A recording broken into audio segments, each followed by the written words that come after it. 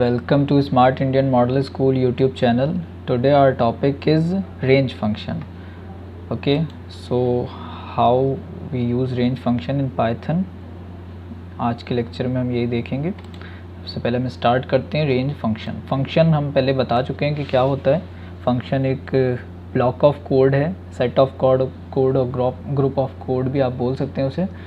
Okay, the range function RANGE और range function के आगे हमने बताया था हमेशा उसकी पहचान आपको यही रहेगी कि उसके आगे पैरेंथेसिस लगे हुए होंगे.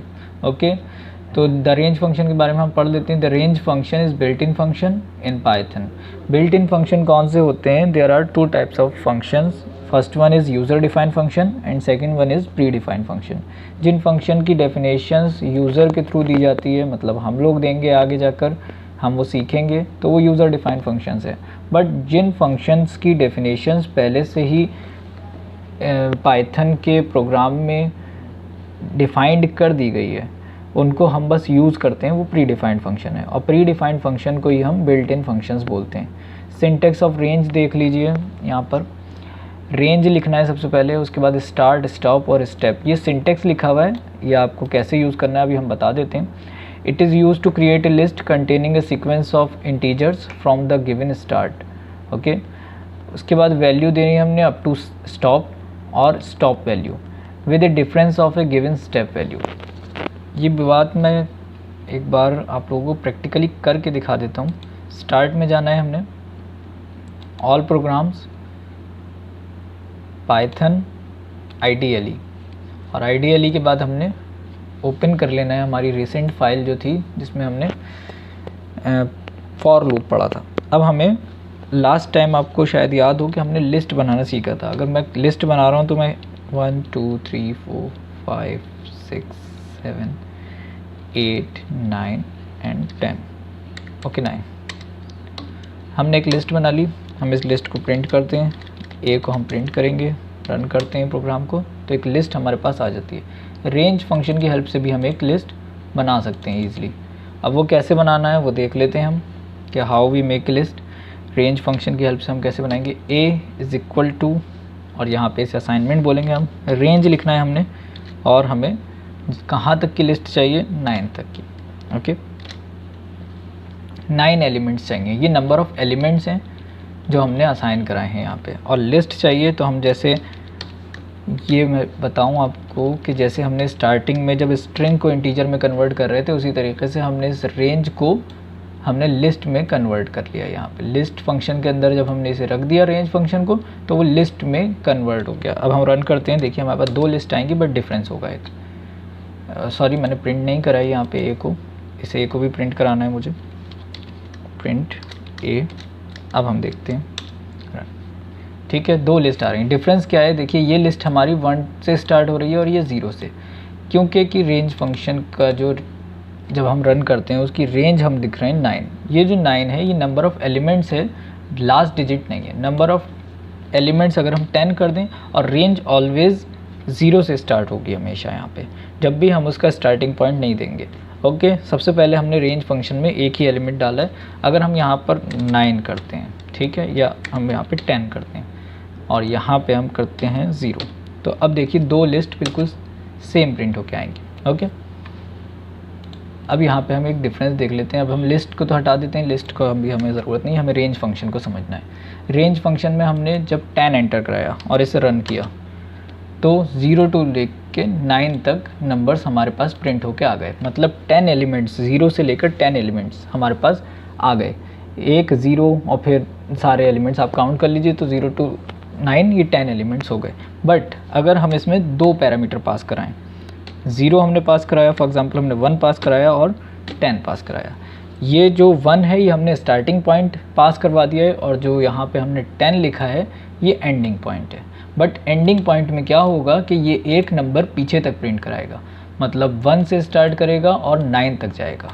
एंडिंग पॉइंट में हमें एक नंबर आगे का प्रिंट कराना होता है, वो n-1 तक चलता है. जो भी हम नंबर यहाँ पे डालेंगे उससे एक नंबर पीछे तक ही हमारी रेंज प्रिंट होगी. ओके, एज यू सी 1 से स्टार्ट हुआ और 9 पे फिनिश हो गया. ये हम चाहते हैं 2 से स्टार्ट हो जाए और 10 पे फिनिश हो, तो हम यहाँ पे 11 कर देंगे. ओके, रन करते हैं. 2 से स्टार्ट होके 2 3 4 5 6 7 8 9 और 10, ठीक है। अब इसके अंदर हम एक पैरामीटर और पास करा सकते हैं कि कितने स्टेप्स ले। अब हम इसे रन करते हैं, हमने 2 लिखा है यहाँ पर। अब देखिए उसने 2 के बाद 2 स्टेप लिए 3 और दूसरा स्टेप 4 के बाद फिर उसने 2 स्टेप लिए, पहला स्टेप था 5 और दूसरा स्टेप था 6। तो कितने स्टेप्स उसने ले लिए यहाँ पर, 2 स्टेप्स स्किप करके उसने अगला नंबर प्रिंट कर दिया है। ओके, तो ये स्टार्टिंग पॉइंट है, ये एंडिंग पॉइंट है, और ये जो है लास्ट वन हमारे ये स्टेप्स हैं कि कितने स्टेप्स उसे लेने। यही बात यहाँ पे बुक में उन्होंने शो करी है जो सिंटैक्स में करी है। ये स्टार्टिंग पॉइंट है, ये स्टॉपिंग पॉइंट है, ये लास्ट पॉइंट एंडिंग पॉइंट हम कह लीजिए, और ये नंबर ऑफ़ स्टेप्स हैं। नंबर ऑफ़ स्टेप्स हमने यहाँ पे 2 लिख दिए। अब फॉर एग्ज़ाम्पल हम एक प्रोग्राम लिख लेते हैं, यहाँ पे प्रिंट करते हैं हम इवन नंबर्स फ्रॉम 2 to 20। हमें प्रिंट करने इवन नंबर्स, हमें प्रिंट करने 2 to 20। तो 2 से हमने स्टार्ट किया और 20 तक जाना है, तो हम यहाँ पे क्या लिखेंगे 21 और हम इसे रन कराएंगे। स्टेप्स 2 चलेगा। कोई एरर आ गई, क्या एरर है बताइए इसमें जी, हमने डबल कोट्स जो ओपन करे थे उन्हें क्लोज नहीं किया यहाँ पे। ये कौन से टाइप की एरर है, हम 2 लेक्चर पहले इस एरर को पढ़ चुके हैं। जब हमारा प्रोग्राम एग्जीक्यूशन में नहीं जाएगा और एग्जीक्यूट नहीं हो रहा है, जो एग्जीक्यूशन को स्टॉप कर रहा है, वो एरर्स कौन सी होती हैं, सिंटैक्स एरर।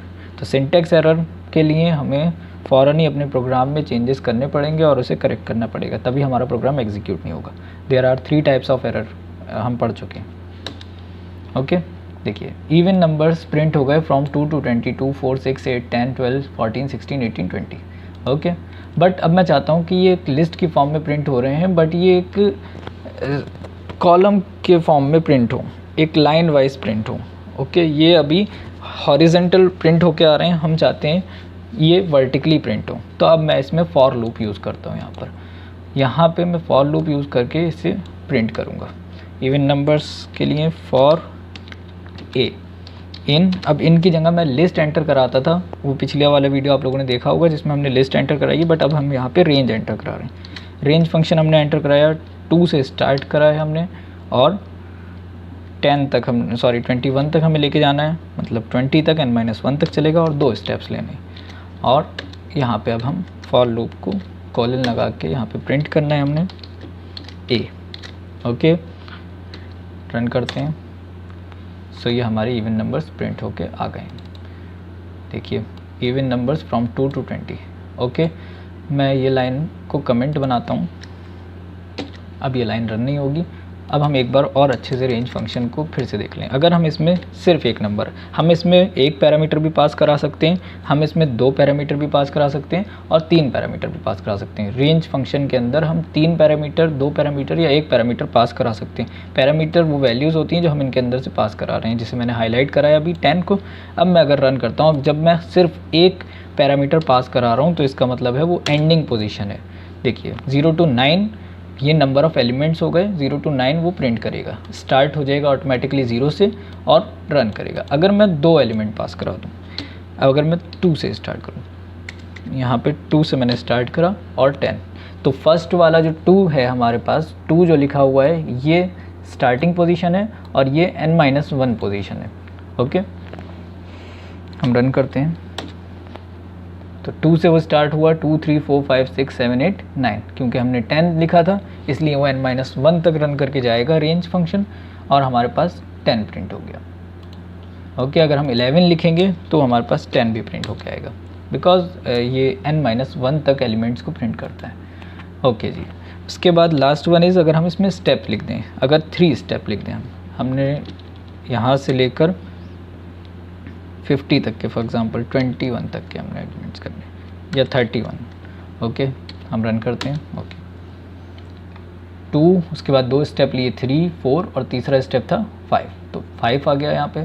5 के बाद 6 पहला स्टेप है, 7 दूसरा स्टेप है और 8 थर्ड स्टेप है, तो थर्ड स्टेप उसने प्रिंट कर दिया। यहाँ पे हम ईजिली किसी भी नंबर का यहाँ पे टेबल प्रिंट कर सकते हैं। फॉर एग्जांपल अगर मुझे 2 का टेबल प्रिंट करना है तो मुझे कहाँ तक जाना है, 21 तक, और कितने स्टेप बीच में लेने, 2।